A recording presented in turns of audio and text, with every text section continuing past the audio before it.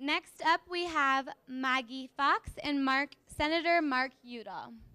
Maggie Fox is a consultant serving organizations, communities, foundations, and philanthropic endeavors in their efforts to develop and implement climate change and clean energy solutions. Maggie is the past president and CEO of the Climate Reality Project and the Climate Action Fund. Senator Mark Udall represented the people of Colorado in the U.S. Senate from 1999 to 2008. Senator Udall has championed bipartisan legislation to balance the nation's budget, protect our public lands, and establish tough but smart national security policy. I would like to welcome you all to thank Senator Udall and Maggie Fox for being here. Thanks for the great introduction. Maggie's graciously asked me to kick this off. And what we thought we would do is talk from the perspective of an elected official and a policymaker, which is the great privilege I had for 18 years holding 3 elective offices as a state representative, then as a member of the U.S. House, and then 6 years representing the best, I can't help myself, the best state in the nation in the United States Senate. Maggie, at the same time, was serving in a series of advocacy roles with the Sierra Club and then at the Climate Reality Project. And she's an advocate, she's a policy warrior, many of you know her. And what we thought we would do is share 5 minutes each of our own experiences, and then let's open the floor. We'd like to hear from you all and meet you more than halfway, particularly in this political season that is now upon us. I did see that Gene Karpinski, the League of Conservation Voters, and others are here to talk about the campaign and the politics of today. I'm going to eschew talking about that directly, but I'm happy to answer questions when we open the floor to you all about campaigning, about politics. So in that spirit, let me just start by saying that in many respects, our politics are disconnected from our policy making right now, which has led to the impasse in Washington, D.C. in particular. And it's particularly frustrating, I think, to all of you sitting here, and of course it was frustrating for me. But there is a lot of good news out there. And the good news for me is that there's a lot happening in the private sector. And we ought to be rooting for capitalism to be successful here. We ought to be rooting for capitalists, because after all, market forces are one of the most powerful forces on the face of the earth. Secondly, there's a lot of consumer behavior that's changing. And I would challenge you all to look at your own habits, frankly, so that we get out of the echo chamber. Some of you knew my brother, Randy, who lived in this valley. And towards the latter end of my political service, I started saying, you know, Randy says what I'm thinking. And I'm going to try and do a little bit more of that, I said to myself as I served in the Senate, and then certainly as I've left office. So in that spirit, I want to challenge you all to make sure you get out of the echo chamber periodically and you're talking to the people that have to be converted. We're really good at talking to those who are converted. But the good news is there's a lot of consumers, not just liberal consumers, but consumers who are interested in renewable energy and making a difference in doing their part. And then thank God for federalism. By that I mean local communities, counties, states can be the laboratories of experimentation as the founders predicted and hoped would happen. You're going to hear from Del Worley from the Holy Cross REA later in the conference. He's going to share some phenomenal developments there. So NGOs, utilities, you name it, there's a lot of interesting things happening because of the way in which power is diffused across our society. I see General Clark here, and he's one of my heroes for many reasons. But another piece of good news is the Department of Defense really understands the challenges of climate change. The Department of Defense now, for a number of years, has identified climate change as a threat multiplier and has said we've got to get ahead of the curve here in our own behaviors, in our own advocacy. Now they're limited to some extent by the budgets that the Congress generates and by some of the political pressures that come out of the Congress and can come out of the political environment. But you talk to Navy Secretary Mabus, for example, he completely gets it. The Navy is pursuing a really fundamentally exciting agenda. And part of the reason the military is doing this isn't stargazing, it isn't idealistic. It's because they're better fighters, they're more prepared, they're more agile when they're not so dependent on the centralized kind of power production that are represented by power plants, and we're represented by mainframe computers, if you're looking for a great analogy.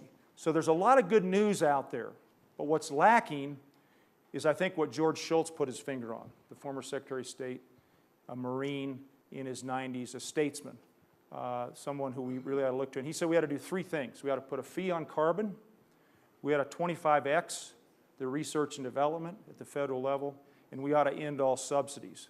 Now that third proposal is a frightening one in some ways, because renewables have scratched and tried in many ways to get a seat at the table, if you will, at the very end of the table.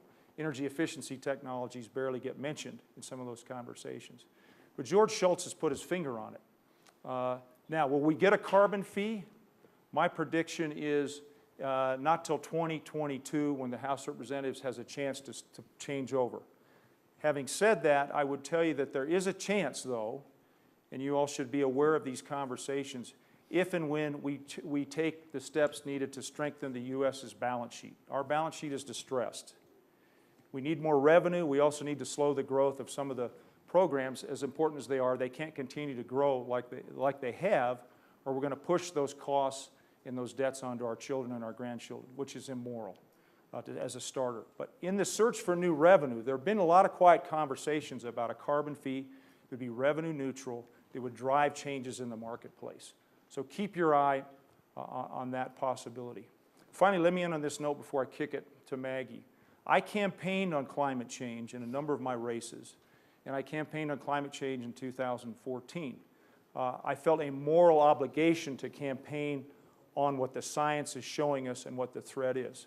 However, I didn't campaign as a moralist about climate change. I campaigned on the fact that climate change technologies and responses to climate change would drive our economy, create jobs, and there were ways in which to appeal to the middle-of-the-road voter through those kinds of arguments.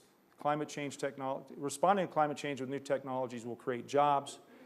It will continue to put us in a position where we're leading the world. And frankly, I appeal to nationalism on the part of Coloradans, because why wouldn't we want to outcompete China? Why wouldn't we want to outcompete the other countries in the world? That's the American way. We're number one. Although sometimes we're number one at saying we're number one. Now let's be number one at producing this new energy future. So let me leave it there and kick it to Maggie, who has some phenomenal and exciting insights into all the work she did with Vice President Gore at the Climate Reality Project. So, Mags. Well, the idea of the two of us talking for 30 minutes to each other seemed rather silly, because we do that frequently. And so it seemed like it would be more interesting for all of us if we had a conversation with you rather than with each other that you listen to. Seems like that's what we do on television, is watch people talk to each other and we don't learn a damn thing.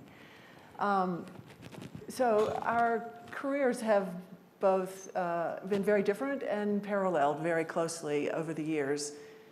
When Mark first ran for office, federal office anyway, in 1998, we did a lot of thinking about our children and where we would live and all sorts of things, but fairly typical even of a woman that's been a professional for all of her adult life.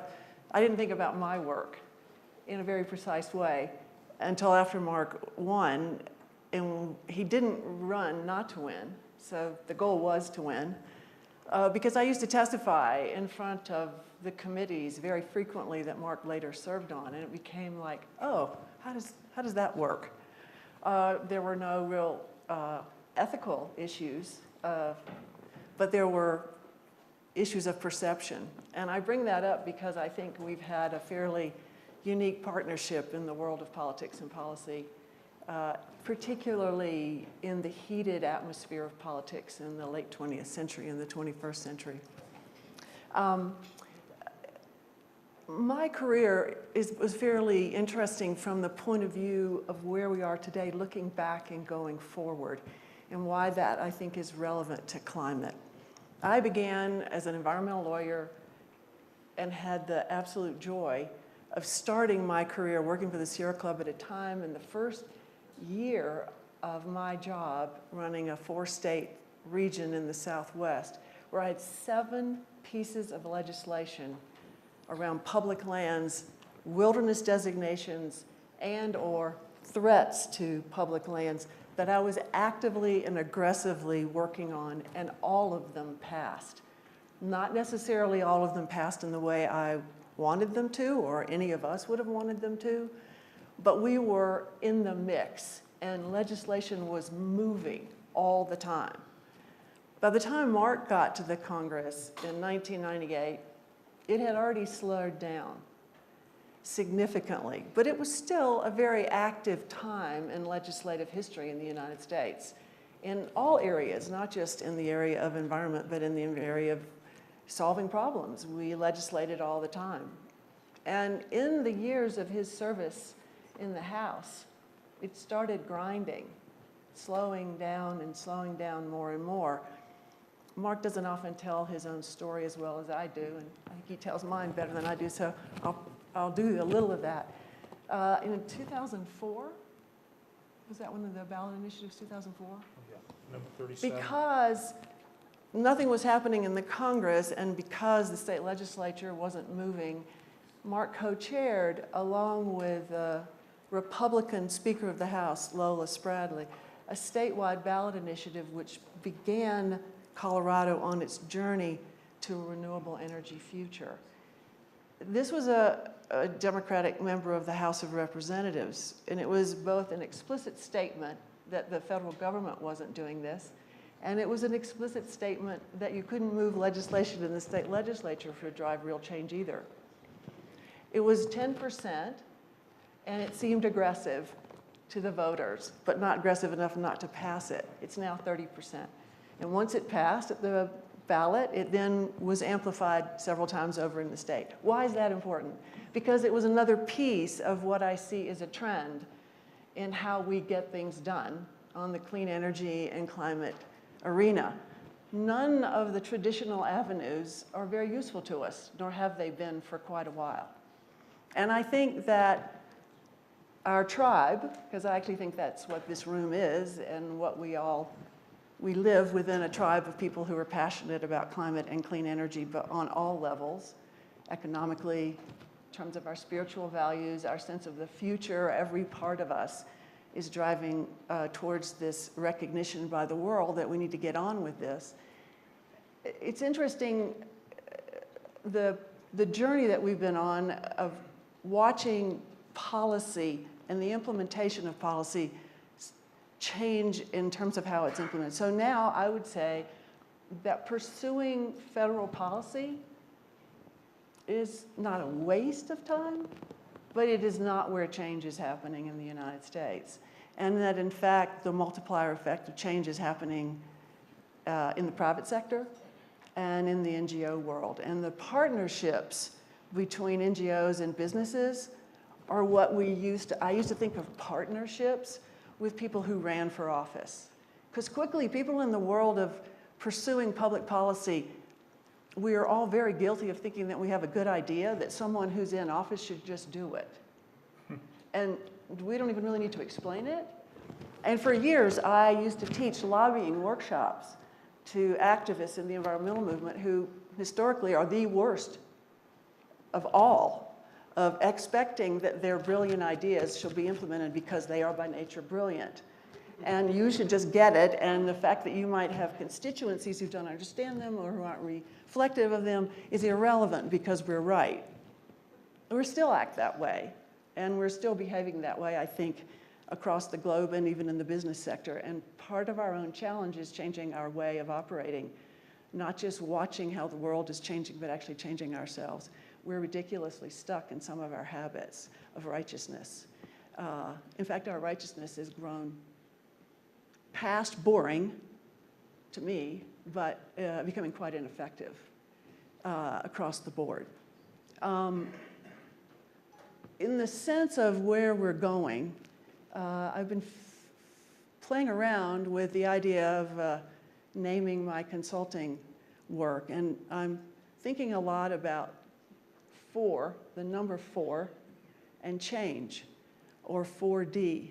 Because the rate of change right now in this early years of the 21st century is unparalleled in human history. Look at the music industry. I think it's unlikely we'll ever buy a song again. And those who are our troubadours have to figure out a whole new business model.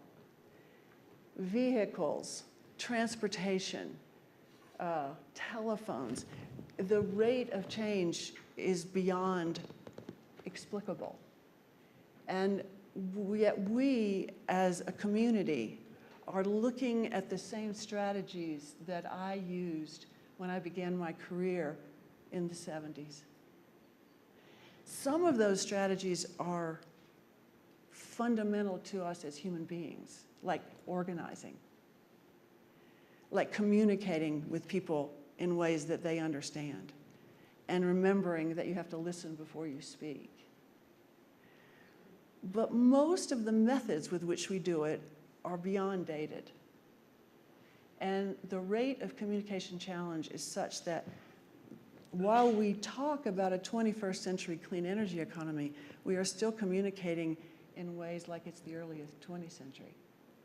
And our advocacy is really dated. In this room, we don't see a lot of diversity. And it's very difficult for the environmental movement to find, has been very difficult for the environmental movement to find its way to diversity. One of the best experiences I had in my work was in the last years at the Sierra Club, and I was there for 20 years, when I became deputy executive director, and I took the position, which was not a management position as one might think, but I took it because it allowed me to actually leave the club, which was an excellent organization at talking to itself, and move out into the broader progressive movement. And in the year in which Al Gore won the presidency but did not become president, there was a sea change recognition that the politics of our times were changing. Here we are 16 years later, and it's only gotten a great deal more seriously in need of reform. And at that moment, we began to think as a movement, as a progressive movement, rather than as these individual issues within the movement. And that progress that's been made in the progressive movement is one of the reasons we haven't fallen as farther behind than we already have. That we think, because in particular climate change has absolutely nothing to do with movement boxes. And the solutions have nothing to do, they have to do with economics. They have to do with massive social dislocation. It has to do with borders shifting and people not having countries to claim. Water and air and all the other aspects of our shared humanity are now injured and or protected in the whole rather than inside boundaries. We used to fight energy projects in situ. I used to battle against oil shale because it was in the northwest corner of Colorado and it would affect Colorado wildlands. That's completely not the narrative anymore. And to talk about that is important only in the context of the people who live there, and you need to help them see those impacts. But the impacts of anything like oil shale are felt around the globe. And so our advocacy hasn't shifted to the reality of both the threats and or the opportunities. The good news is that we're catching on. And the good news is that Paris did happen. The doors are open. That the partnership between the United States and China, which was being talked about earlier, is a surprising piece of a 21st century possibility that I don't think any of us would have predicted a number of years ago. And the opportunities to actualize that are beyond exciting. But we first have a real serious homework to do here inside our movement with updating our way of being in the world. And I'm going to use an example that I hope won't make you angry. When I was working with Al, the first 2 years were spent working to pass climate legislation. We ran into the headwind, the unspeakably bitter headwind of healthcare. And as Olafur Grimson talked about with me a number of times, later, the president, in his mind and all of ours, didn't actually take up climate change first or rapidly second, or anyway, that's all history. Imagine the conversations we had at that Oh. time. That's why we didn't want to talk to each other all the time up here, because there were serious divisions in our points of view at times, or at least not in our core, but in sort of like what's first, what's second, how many bells have to be rung at the same time, how many people have to be satisfied before you have permission to make change, all the things that anyone who serves in public office or in any kind of public endeavor has to balance. Advocates are not trained to balance. We push. People in elected office or in public service have to balance. Those are different roles and they play out very differently. But when we finished that process, we ended up redesigning the organization. And one of the things we worked on really hard was not just creating a climate leader program, but also creating some new and innovative communication strategies, just to see if we could update the way we talk about this stuff. And the example that comes to mind is a bit local, Protect Our Winners, which is a wonderful organization. We partnered with them. But the language, Protect Our Winners, is 1970s. It's so 1970. The goals, we created one called I'm Pro Snow. And there was an anthem inside of it where my favorite phrase was, "Old man winter is sporting a tan." The ability to communicate cross-generationally with different memes and different narratives is something that the entire climate movement needs a big reset and refresh button. I'll close on that note. And would you all like to ask questions? Yeah. The timer is We've got letting 10 us. minutes. We talked for 20 minutes. I talked more than you did. You get to answer all the questions.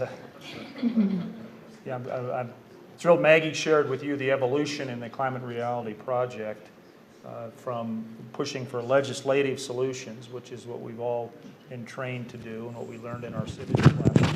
Sorry. More of a focus on the communications side. Again, reaching out to Americans and citizens of the world who are busy every day trying to meet Maslow's hierarchy of needs. And many people understand the science is ironclad, but what do I do? What does my community do? And so I think this is the new frontier in one respect. That is how you communicate and then how you encourage people to do the small things that are really going to add up. We still need a national policy. In the end, if the United States of America, the world's leading nation, doesn't have a fee on carbon or some set of market signals, we're going to fall short. But there's a lot of opportunities to do other things and important things right now. Right here. Hi, Dana. Hi, thanks for coming up here. I'm Jenna Six.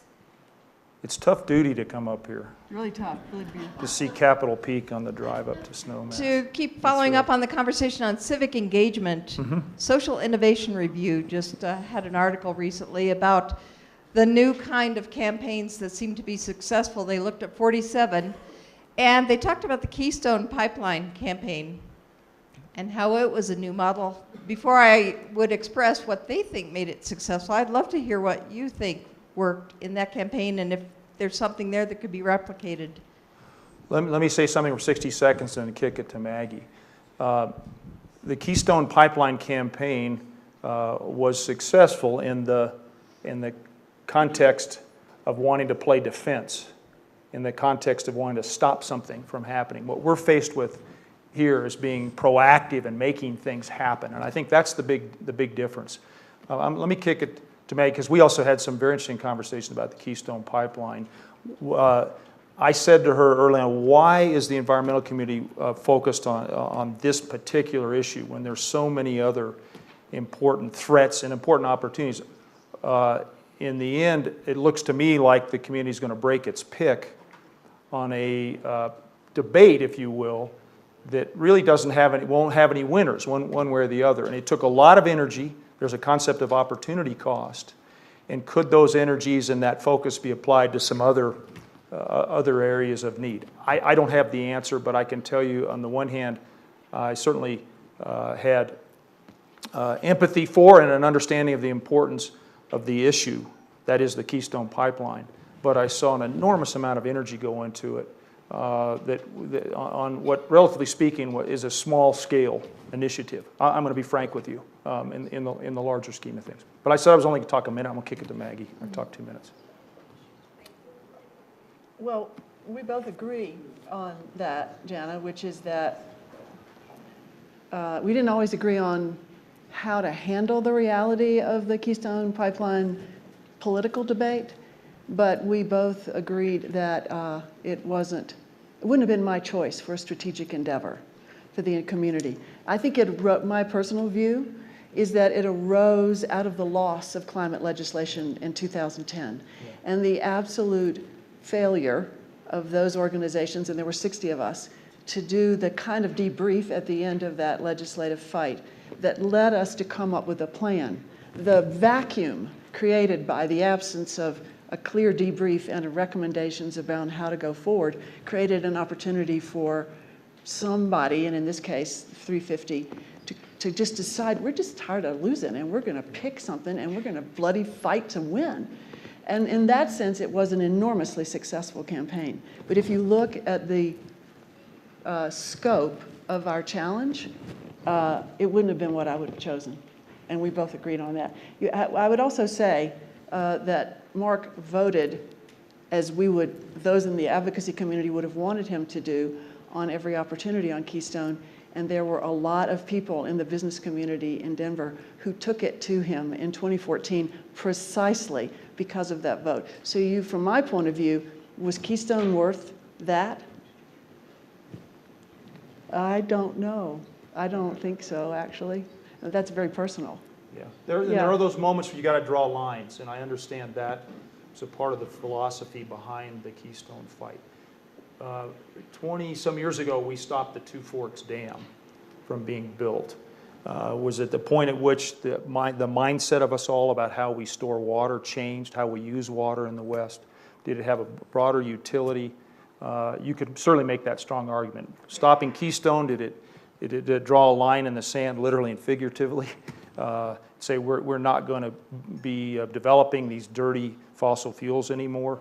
Perhaps that will be what the lesson is, and that will be the outcome of it. But it was a very complex and complicated issue. And frankly, from a politician's point of view, the fact that it went on for 5 years and it just kept going and going and going, and it sometimes was the central and number one question I got over and over again, and it didn't leave time for other policy discussions and other actions.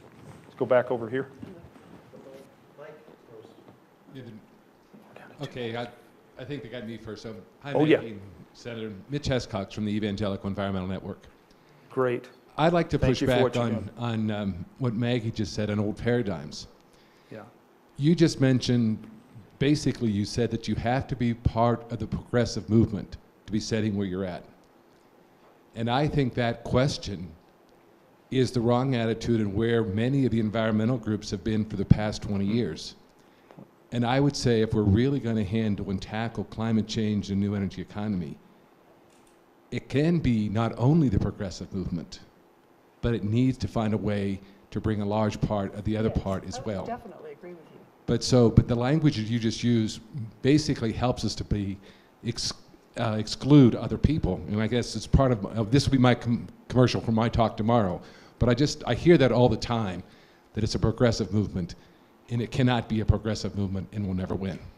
No, I would agree. That's well said. I would absolutely agree. And to the extent that you thought I said the only way to move forward on climate change is with a united progressive movement, then I misspoke, because that's not what I was saying.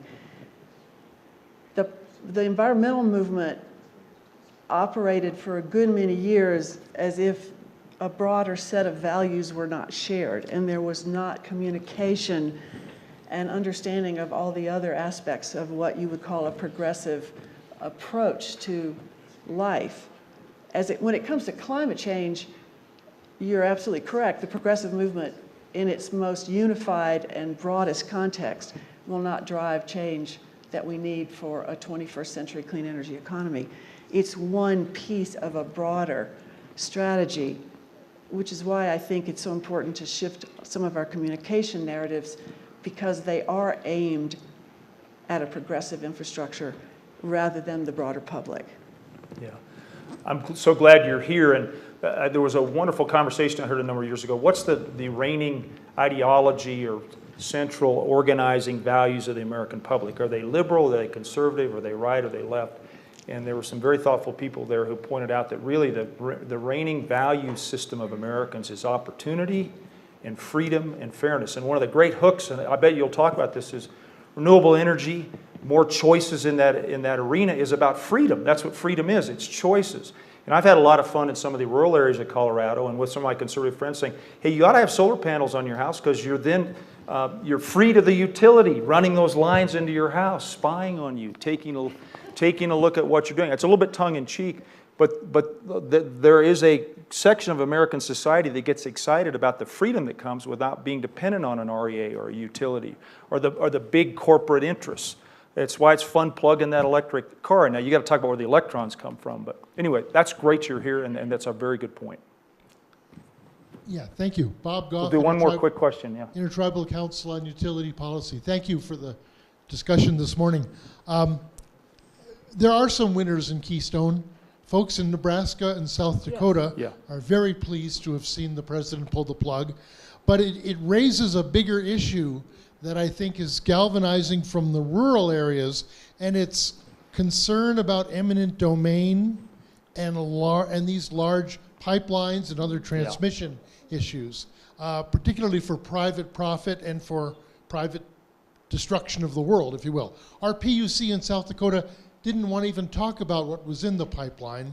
They just wanted to make sure that it was permitted to allow it to be built. So I know that there are people now looking at burying transmission, DC transmission, 500 kVW kV lines underground to protect from solar flares and natural kinds of things, as well as terrorism and the like, in order to get 100% renewable energy in this country. So we've got to mobilize on the grassroots an understanding of we're all in this together somehow, and this eminent domain isn't just for the private profit of the carbon industry. Yeah, you're right about Nebraskans and Dakotans, and it is a little vignette into the whole Keystone saga that the Nebraska political establishment was totally against it. And Nebraska, as you know, is a very red state, but there were those who saw the opportunity to flip this on its head, and over time the political establishment began to hedge its bets in Nebraska. And the lesson I'm trying to share with everybody here is the no holds barred, anything goes. We will get to the left of you if it weakens you politically. We'll get to the right of you. We'll make up arguments. We'll do whatever it takes to get power. And that's a part of what happened for some of us in the whole Keystone debate. And looking at strategies is great, but you got to remember there are other teams, to use a sports analogy, there are other teams on the field, and I think the Keystone debate took on a life of its own that nobody could have predicted. And it's a great case study to look at what unfolded. General Clark's here. There's a great saying in the military, tactics are for amateurs, strategies for rank amateurs, logistics are for the true professionals. And it's just something to consider as we get these great strategic initiatives in place to change the political environment. And there's often now an element of a backfire, backlash, unintended consequences. That's always been the way politics operate, but Keystone was particularly harsh, particularly fierce, particularly hard to wend your way through if you were somebody like me. Mark, Yes. just one more question, if you don't mind. We're looking at a big election here in the United States in November. Could you and Maggie comment on what is the next president of the United States is going to be faced with some very serious issues, but I would posit that clean energy, the climate energy conversation is at the top of that list. How do you see that going forward from January of 2016? Let me give Maggie the last word, but let me just say elections matter. You all know that. I mentioned that legislatively the Congress isn't working, isn't productive, is dysfunctional. But you've seen President Obama fill that void. Take, for example, the power plant rulemaking. President Hillary Clinton will continue that and I think double down in the right ways because she understands not only the threat of climate change, but the opportunities inherent in the response that we need to bring forth. It's clear that almost everybody in the Republican field has to pass a litmus test in that party, at least on the fringe of that party. There's a litmus test by those base voters that climate change science is somehow unreputable and is a conspiracy. And I've had a number of conversations with my colleagues in the Senate about what I say about climate change. And I can tell they want to be out there. They understand that science has led us to these enormous advances, from jet airplanes that fly us across the country in 3 hours, to these mini computers on our hips, to the medical advances. And yet when the science is shared around climate change, it's denied because of political pressure and a whole host of other elements that are involved. So elections matter, and this will be a very crucial election in that regard to continue moving forward, at least on the executive branch and administrative side. The Department of Defense will see budgets that continue to invest in what they're doing under President Clinton. Under President Trump, I have no doubt that they'd be cut back dramatically, to the great horror of the leaders in the Pentagon, who understand that there's enormous opportunity here, and the federal government, by the way, can make markets. The federal government's the biggest landowner, landlord, fleet purchaser, fuel purchaser. The federal government can have an effect on the market. So this election's crucial. I would just say, before any president, and it will be Hillary Clinton, can do anything on climate change or clean energy, she will have to bring the country together. The division that has been perpetrated in the course of this election is creating fairly deep wounds, not just across the whole political spectrum, but within each of our own communities. People are continuing to hear conversations about, like, the regents at the University of Colorado. For the first, it's never been a particularly partisan, but it's also never been nonpartisan regent board. They're sort of stuck. The bitterness has seeped into places that, why would it be at the University of Colorado Board of Regents? They have a very specific mission that has nothing to do with the President of the United States, or what happens in the United States Senate, or the House for that matter, but it is seeping in everywhere. We're in conversations right now with the Clinton campaign about what kind of organizing do we need to do to open the door for Sanders supporters, really open doors, not, oh, come on in and do everything the way we tell you. Oh, by the way, we'd love to have your vote, but don't the foolish things you say or do or whatever. It's a very serious moment in our history, to the idea of someone we think is the right person in this contest walking into the White House with a country so angry and bitter and divided that everything, in this case, she would do, would be viewed through the lens of cynicism and anger. And that means that whatever progress she needs to make on a whole host of challenges, primarily from our point of view, climate and that of the world, she's thrown back because the healing has to come before the action. And in my view, and this sounds counterproductive to those of us that have felt urgent for 40 years about climate, if you go aggressively right at the beginning, you build a divide right away, because it'll be, see there, she's doing just what they tell her. It's going to be an interesting dynamic to see, and I think it would be fun to have President Grimson tell us what it was like to bring his own country back from an economic challenge and be talked into running for a third term. The politics are different in Iceland, but we might have a lot to learn. In the meantime, root for Iceland in the Euro Championship, because they're... Thank you all.